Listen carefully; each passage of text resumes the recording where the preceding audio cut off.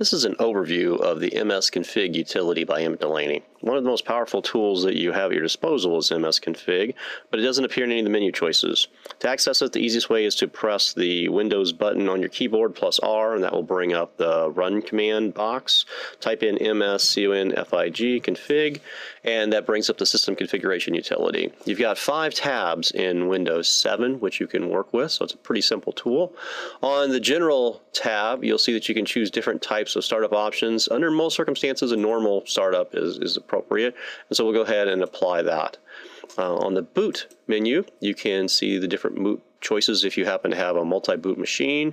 You can also choose to boot into safe mode if you want. One of the options that I truly appreciate is the OS boot information choice.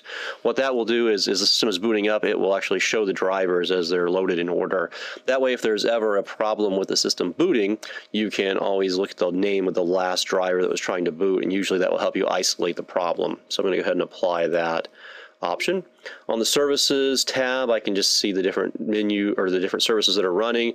I can sort by manufacturer and see the majority of them are coming from Microsoft. So typically these are system services. Down towards the bottom, I've got some Trend Micro for the antivirus and things like that running here. If there's a service that I do not want to run, I can simply choose to uncheck it and it will stop that service. I can enable, disable, and so on. On the startup tab, I'm seeing the commands that are started up. In this case, all of them are coming from my HKey local machine, current version, and then run choices in the registry. I can also look to see who the manufacturer is, and more importantly, from my standpoint, is I can look to see what command is actually used to start them. So if I believe there's something that shouldn't be there, I can then do some research and see what reader_sl.exe is, or when we start msseces with the hide and run key options, exactly what's going on there. If you do not want those items running, you can always choose to uncheck them underneath the startup items. Let's say I don't want the Acrobat Reader starting up.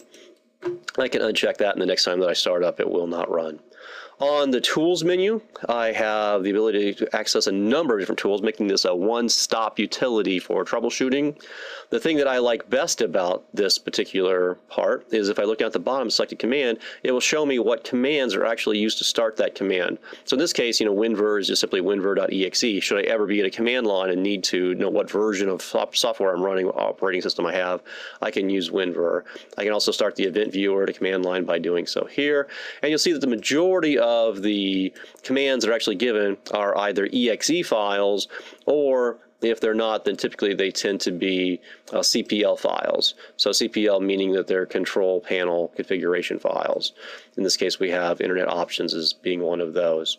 If I want to launch a command from here, I can simply click the launch button. Let's go up and start the command prompt as an example, and we will launch it.